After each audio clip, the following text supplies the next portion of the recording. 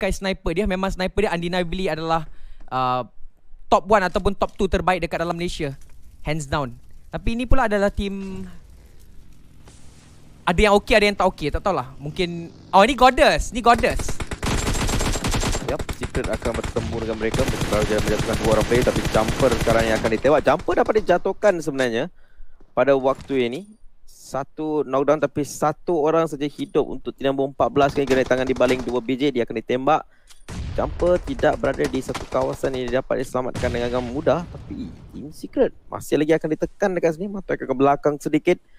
Tidak ada apa-apa kill, smoke di baling. Revival akan dilakukan pada waktu yang sama. Yudu juga akan mengganas pada waktu ini. Ya, tapi mungkin Jumper telah pun memberikan satu informasi akan keberadaan bagi pemain daripada pasukan Goddess pada waktu ini. Ferry makin lama nyawa dia makin rendah. Drax telah pun dibunuh oleh Nina. Yudu Gang berjumpa dengan satu lagi pasukan ladies di kawasan yang berbeza. Tapi itulah ada iShots akan menamatkan riwayat pemain yang terakhir tersebut. Goddess tersingkir di tempat yang ke-15. Berbaki 14 saya lagi pada waktu ini. Tiba-tiba permainan kita menjadi sangat-sangat laju hanya disebabkan oleh circle yang sangat-sangat open pada waktu ini. Menyebabkan nak tak nak beberapa perlawanan perlu untuk diselesaikan secepat yang mungkin. Tapi Happy akan mendapatkan Anis juga pada saat ini. Geek Fam berjumpa dengan NED Mavericks. Yep, mereka akan menjatuhkan satu sama lain dekat sini. 2 dijatuhkan untuk NED, 2 dijatuhkan untuk Geek Fam wanita. Revival dilakukan. EV nyawa betul-betul rendah dekat sini. Anis juga dibangunkan. So 4-4 sudah pun ready untuk bertempur semula. Mereka dah kawasan high ground untuk Geek Fam wanita pada waktu ini. Akan mula dilepaskan. Mungkin akan karapan sedikit. Mereka mahu nge-push. Asap-asap sudah pun dibaling. Nampak sedikit kilat-kilat yang berlaku. DP dan juga M4 dipegang. Ya, tapi sayang sekali untuk pasukan Geek Fam Girls. Mereka cuba untuk menyelesaikan pertarungan dengan NED Mavericks. Itu adalah satu call yang begitu baik sekali. Tapi disebabkan oleh mereka berhenti di kawasan agak terbuka ini, mereka terlupa akan hakikat kawasan depan tu adalah kawasan compound. Membuatkan dekat situ confirm akan ada tim yang akan memerhati mereka daripada tingkap-tingkap tersebut. Dan akibatnya Mimel akan dijatuhkan dan dihabiskan serta-merta. Balingan nade dilakukan oleh Icha. Kalau kena dekat situ, kalau dapat satu knockdown, rasanya kali ini mereka akan cuba untuk menyelesaikan pertarungan tersebut. Tapi EV baru saja dijatuhkan dan Anis terpaksa untuk menyelamatkan rakan beliau. Tidak, Anis akan mencari tempat yang berbeza.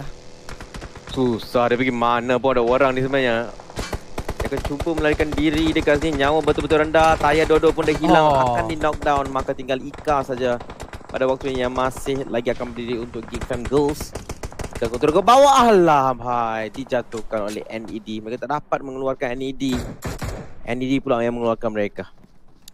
Saya rasa mungkin kesilapan kecil saya lah berlaku apabila mereka nak selesaikan. Memang straightforward lah. Mereka dapat beberapa orang pemain daripada pasukan NED dan mereka ingin bermain agresif. Tapi pemberhentian yang open apabila 2 orang pemain mereka jatuh, Mimel mati secara langsung, EV dalam keadaan knockdown, membuatkan Anis dengan Icha serba resah. Mana kita nak pergi? Adakah kita nak take fight lagi dengan Net 2 lawan 2 and maybe kita akan kalah ataupun maybe kita akan menang 50-50? Ataupun kita akan cuba untuk cari tempat lain yang lebih baik. Dan hasil daripada discussion tu mungkin Anis membuat keputusan bahawa lebih baik kita cari tempat dan kita biarkan saja rakan-rakan kita yang telah pun terkorban. Tapi dia tidak berjaya untuk mendapatkan tempat yang baik. Terlalu ramai. Tadi dekat bahagian pondok, ada satu pondok kecil tu pun ada pemain daripada pasukan MPX Baby Otai. Apatah lagi di dalam compound yang berdekatan dengan kawasan farm yang telah pun dipegang terlebih dahulu oleh AOE Hunters. Tapi itulah dia, circle kita akan berpihak kepada pasukan Jet Esports, SMG dan juga DMS FV. Begitu juga dengan pasukan SCPBG pada saat ini. Tapi Aerof Faita, mereka kena meneruskan perjuangan dengan 3 orang pemain. Yup, satu orang ada kenderaan dekat sini. Mereka tidak ada circle. Kenderaan akan diambil. Cuba untuk masuk ke dalam pada waktu minit ke-20. Bagi ketiga-tiga player yang masih lagi hidup dengan 11 tim yang masih bersama dengan kita. Regrouping akan dilakukan. Pada waktu yang sama, 3 tim PM pair berada di luar pada waktu ini. DFV, Secret dan juga Yudu. Mereka semua akan bermain daripada kawasan atas sebenarnya. Ya, tapi Mirah akan ditekan pada waktu ini. Nasib baiklah dia telah pun berjaya untuk menyentuh ke dalam kawasan circle yang berikutnya. JA telah pun mula berlawan dengan SMG. Satu kejatuhan berjaya untuk diperoleh oleh Anik. Terhadap Baby juga pada waktu yang sama. Death.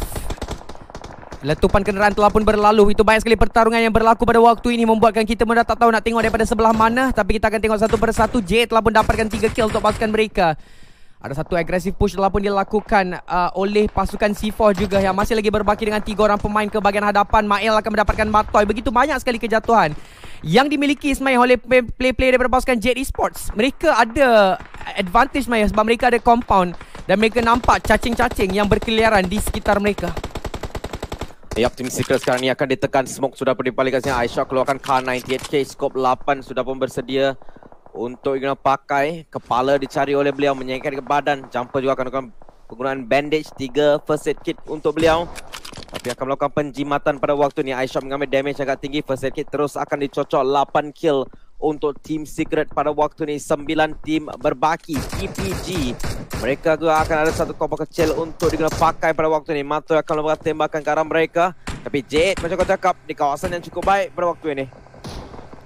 Kawasan yang cukup baik, kawasan yang sangat baik. Saitama akan mendapatkan juga Maru pada waktu ini. Itu adalah daripada pasukan ladies rasanya, di mana Maru akan dihabiskan serta-merta. Begitu juga dengan rakan dia di tangan Anik. Di MSFV masih lagi ada 4 orang pemain, masih lagi full squad. So boleh dikatakan pasukan-pasukan PMPL kelima-limanya masih lagi kekal di dalam permainan kita pada saat ini. Kecuali you ada lagi. Bravo dengan Dev masih lagi hidup untuk pasukan mereka walaupun berdua, tapi kita lihat di sini Bravo telah pun secure 4 kills untuk diri beliau. Malang sekali untuk Yudu Gang, circle tak ada untuk mereka.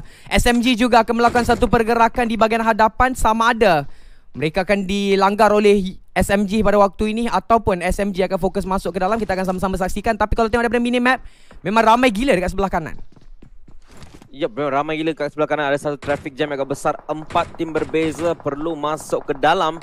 Secret satunya tim yang berada di atas, yang berada di kawasan luar. So mungkin mereka akan ditarget oleh 3 tim berbeza, termasuk tim yang ada di dalam circle pada waktu ini. Tim nombor 2 kita, PPG.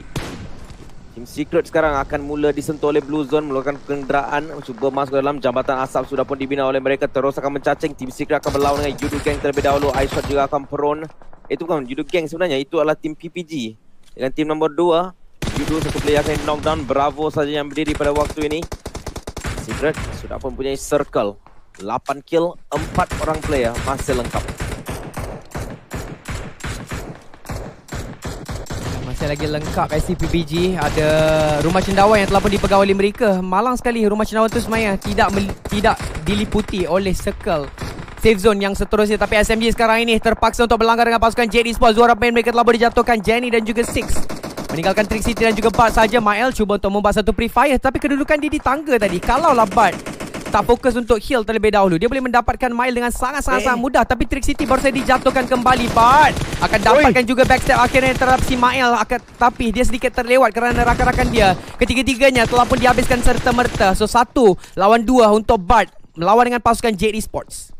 Tapi inilah Bart, dia boleh buat banyak perkara menarik sebenarnya turun ke bawah. Tapi pula dia macam cantik. Dia tukar senapan, dia dapat satu tapi dia tak dapat yang kedua dekat situ. Pula habis kena reload. Jade akan menang pertarungan ini, tapi mereka perlu melakukan revival dan gerak cepat-cepat. Habis nampak gayanya SCPBG baru saja diratakan ketika mereka cuba untuk masuk ke dalam circle yang berikutnya. Memang tak boleh buat apa, mereka terpaksa untuk meninggalkan kawasan yang agak cantik yang telah pun dipegang oleh mereka, iaitu rumah cendawan tersebut, kerana kawasan itu tak ada dekat dalam circle yang ke-6 pada waktu ini. Tapi inilah circle yang ke-6, so circle yang ke-7 di MSFV.